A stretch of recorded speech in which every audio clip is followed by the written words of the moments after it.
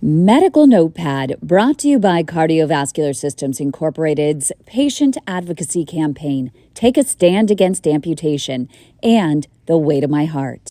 Well, hi there. My name is Dr. David Alper, and today we're going to talk about getting a second opinion. Now, why are we talking about getting a second opinion? Because second opinions are a very valuable part of medical care and are important for you to consider when, in fact, you're being faced with a surgical procedure or even just a diagnosis that seems a little vague. The problem we have nowadays is that people are a little afraid of getting second opinions. They're concerned about insulting their doctor, and they're concerned about being confused. But you need to remember that a medical problem is very much like a puzzle. And when you first approach it, you start working on the puzzle, and you pick a direction that you go in. That may not be necessarily the right direction, however, and you sometimes find yourself not solving the puzzle. This can happen in medicine, too, when you go to a doctor with a diagnosis, and especially one that's not so direct. If you have a cut on your foot, it's fairly easy to see what you need to do to treat it. But if you may be having circulation problems, that could be caused by a wide range of things. And so you need to make sure that you're solving the problem from the beginning so you follow the direct course to the end. So when you go to your doctor for a problem or a concern, you sit and you listen. Always good to take notes, and even better to have a second set of ears there with you to get anything you may have missed.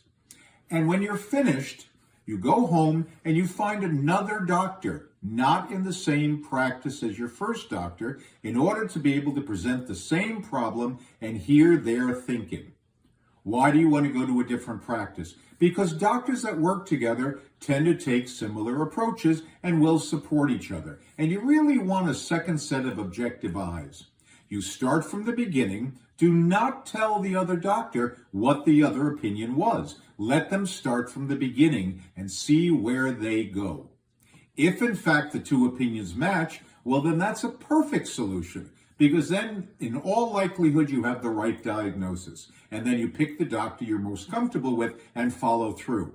But if, in fact, you get two different opinions and two different diagnoses, then it's time to go to work and to go back to the original doctor and say, listen, I got this second opinion.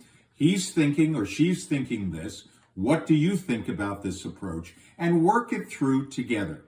Always pick the doctor that you're most comfortable with. And please remember that second opinions are not insulting to the doctor. And for that matter, any doctor that is uncomfortable having you get a second opinion is probably a doctor you don't want to work with, because they may not be confident enough in what they're working with. This is helping yourself. Taking the time to research your problem, getting the best solution is really the best approach for any type of problem. Remember, the advice and views offered during this series are for informational and educational purposes only. Always ask your own healthcare provider for explicit consent before acting on any information provided here. If you want more information on peripheral artery disease, go to standagainstamputation.com. And for real-time support, go to thewaytomyheart.org.